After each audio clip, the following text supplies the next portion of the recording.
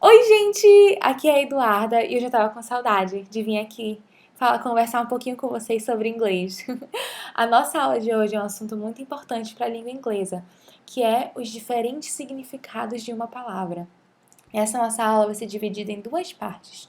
A primeira parte é a parte teórica dessa diferenciação.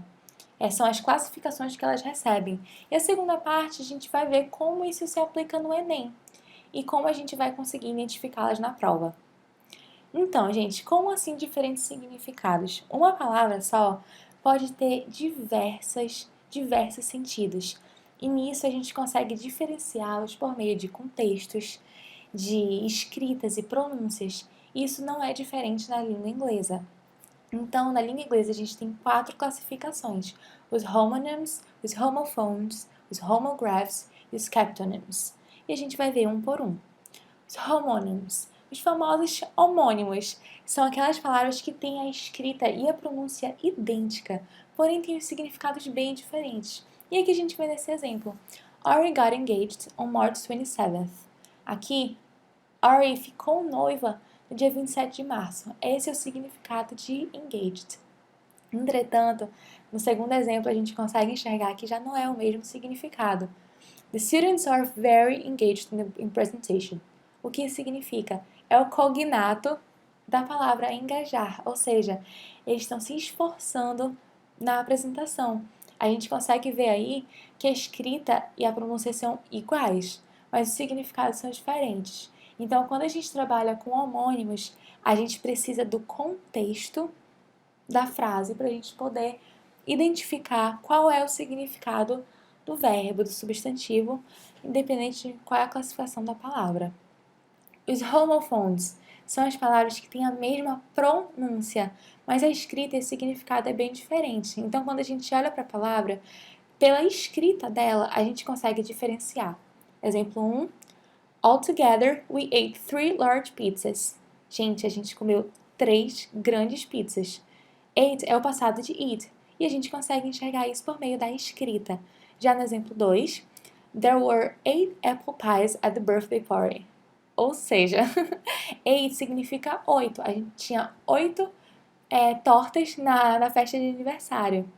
Então a gente diferencia pela escrita e pelo significado. É aí que a gente consegue diferenciar os homófonos, as palavras homófonas. Homographs são as palavras que têm uma escrita muito similar ou até iguais, mas tem uma diferença na nossa pronúncia e no significado delas. Exemplo: The wind swept up the leaves, ou seja, o vento, o substantivo vento que modificou as folhas, que as levantou. Já no nosso segundo exemplo, a gente já pronuncia diferente, o que já muda completamente o sentido da palavra. Wind up the clock before you go to bed. Ou seja, ajuste o relógio, mude o relógio antes de você ir para a cama. Ou seja, a gente vai pela pronúncia. E caso você não consiga entender a pronúncia da palavra lendo um texto, você vai pelo contexto dela e no que ela pode significar. E por último, os capitonyms, os famosos capitônimos. Aqui a gente diferencia pela primeira letra da palavra, se ela está capitalizada ou não, ou seja, se ela está em maiúsculo ou não. Primeiro exemplo: The turkey for Christmas dinner is ready. Aqui a gente está falando do peru de Natal, a famosa comida que a gente come nesse feriado tão bacana. E aqui é dele que a gente está falando. Já no segundo exemplo, é bem diferente o que a palavra turkey significa. A beautiful country to visit is Turkey. Ou seja, a gente já não está mais falando do Peru, a gente está falando assim do país Turquia.